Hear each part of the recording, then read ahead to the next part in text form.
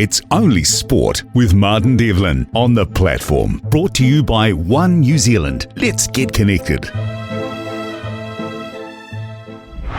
out! The captain's away! The Rugby League Hour. Brought to you by Microbiome Solutions Limited. Makers of Effluix. The new way to clean up dairy effluent and wastewater while increasing the fertiliser value of your irrigation in one easy step. Visit microbio.co.nz for more. Strong, powerful, try! Kemp, we always begin on 6 again, mate. 6 questions, and you answer them quick fire. Here they go. Is that Bob-I Benji? No. 60 points, mate. How can you not sack him after that?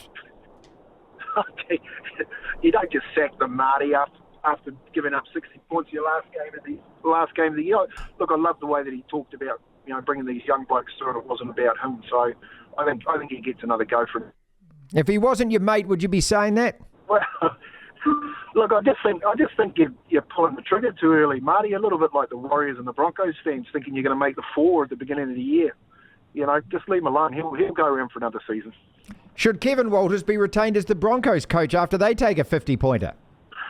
Well, that's probably the more appropriate question, Marty. Like you go 15 minutes from a grand final win to getting kicked out of the top 8 and not making it the very following year. So there's a lot of water to go under the bridge there. I think we might see some action over the next few weeks about Kevin Walters and his stay at the Broncos. Are the Cowboys the new danger team in these upcoming finals, given what they did to the Dogs? They did look good, I have to say that, but so did Melbourne against the Broncos and Penrith without Nathan Cleary. I still think they're the 2 benchmark teams to beat. But, right at the beginning of the year, everyone said that the Cowboys, if they can put it together on the day, they could go out there and really cause a bit of a shake-up. They look good, Marty, but I still think the top 2 are the 2 teams that are really hard to beat. Should anyone feel sorry for the Raiders, or is it just too little too late? Their last 3 games, they beat Penrith, the Roosters, St. George, and they fail on points differential. Well, Ricky Stewart gets to go around again, doesn't he? His big red in the front row plays such a good game and gets the win for them. And, we talked about it coming down to the end of the season and teams fighting it out right to the end. And you would have thought that Newcastle Dolphins game with the lack of points that was scored, Canberra were probably still rubbing their hands together thinking that they might get a chance to play another week in the finals. But I'd be disappointed if I was Ricky Stewart. I think Canberra, when you're looking at Joseph Tarpany and some of the players that he has at his disposal, he should be better than finishing at the back end of the 8. Which side is the real Bulldogs? The one that won 5 in a row and had everyone talking that they could be the surprise package, or the one that just got dicked by the Cowboys? Interesting, Marty?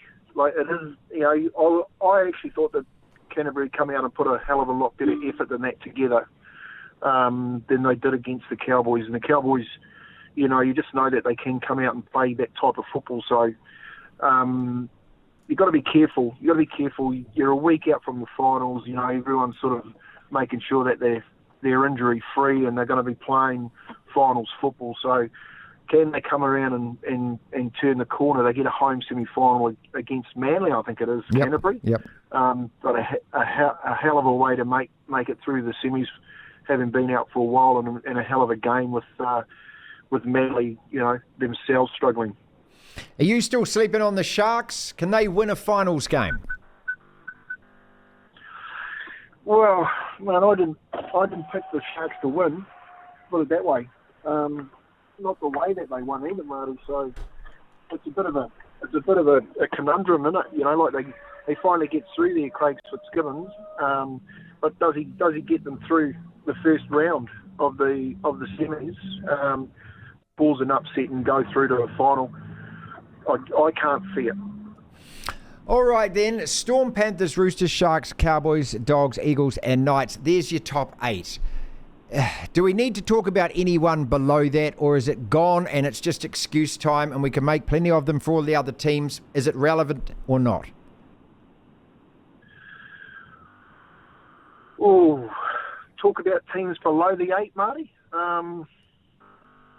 I'm not too sure. I don't think you can talk to anyone about the 8, especially teams that didn't make it, they've had every chance to make it this year, given the competition and how close it's been. I think there's a lot to be played out in the coming weeks. We talked a little bit about the Broncos, and of course the Warriors. They finished in the top 4 last year too, and ended up having a pretty ordinary season. But it's all about the 8. You've got Canterbury in there for the first time. The Cowboys, they fight their way back into it. Can Manly do it without Trebojevic? Melbourne and Penrith. Does Cleary come back? Is that shoulder okay? There's so many good stories that I'm pretty sure the NRL will be working on over the next few weeks to make everyone excited about watching it. But like we always say every year, Marty, no one cares about the season starting. They always care about this coming week and the first week of semis and what's actually going to play out.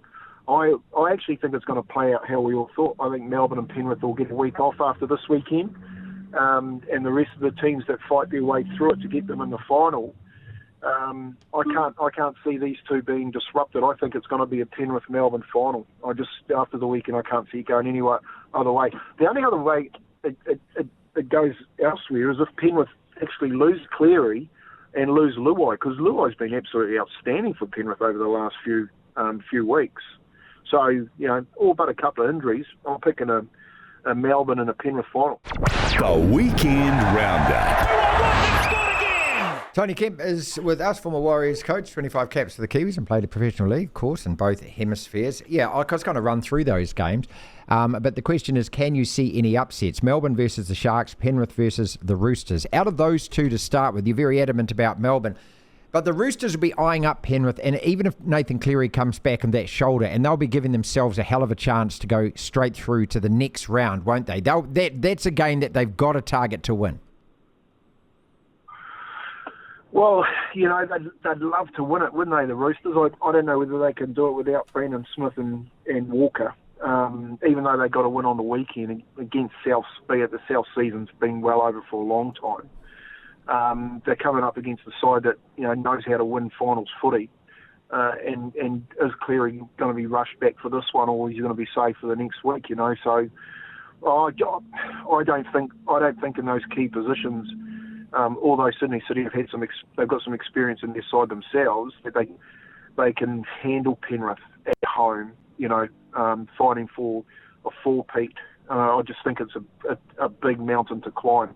I would have said it would be totally different if Sam Walker and Brandon Smith were playing, because their form and the way that the Roosters have been playing and the amount of points that they're putting on team gives them a chance. But it's a bit of a variable, Marty, in those spine positions when you've got your hooker and your half gone. And yes, they went all right last week, but it was only against South Sydney. Penrith are a totally different kettle of fish when they come first week of finals. It's Only Sport with Martin Devlin on the platform. Brought to you by One New Zealand. Let's get connected.